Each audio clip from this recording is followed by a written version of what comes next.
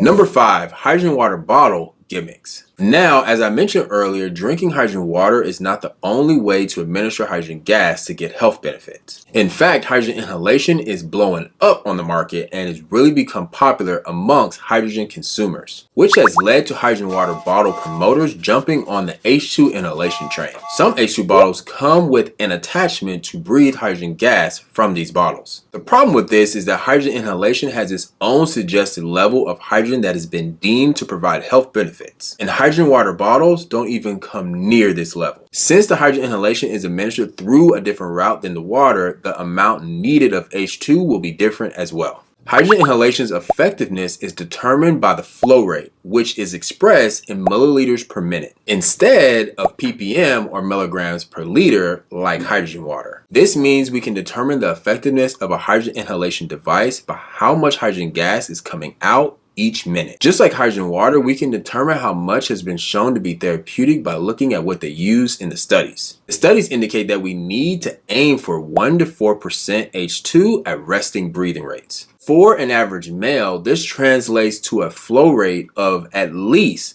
50 to 200 milliliters per minute. However, this flow rate still may be too low in real-world scenarios due to the inevitable losses of H2 during at-home inhalation with nasal cannulas. So, how does that flow rate compare to hydrogen water bottles? These bottles are generally going to produce 5 to 10 milliliters per minute of hydrogen gas. This converts to approximately 0.1 to 0.2% for an average male. This is 10 to 40 times less than the minimum required for humans to derive therapeutic benefits through inhalation. To achieve effective results, portable H2 inhalation devices should provide a minimum of 100 milliliters per minute. A flagship H2 inhalation system should provide 150 milliliters per minute or more. It's worth noting that these levels may be subject to change with further ongoing research. However, I don't foresee the suggested dose being any less, but rather quite a bit higher. Keep in mind that a higher flow rate like 300 milliliters to 1,000 milliliters per minute of H2 improves the capacity of H2 inhalation systems to offset the losses of H2 to the atmosphere during inhalation. Losses are inevitable during H2 inhalation with nasal cannulas, given that hydrogen gas is the lightest gas in the universe and highly diffusible in air. So if you're breathing from a device that's only providing 5 to 10 milliliters per minute of H2, the amount of gas that's actually entering your lungs is negligible and won't even come close to providing health benefits. This is a problem for you because you're not getting what you expected or paid for. But it's also a problem for the hydrogen community as a whole,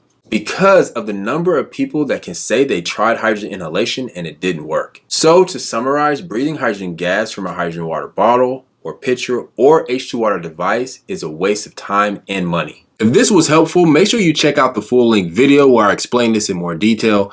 And if you want simple content on molecular hydrogen therapy, make sure you subscribe to H2 Minutes.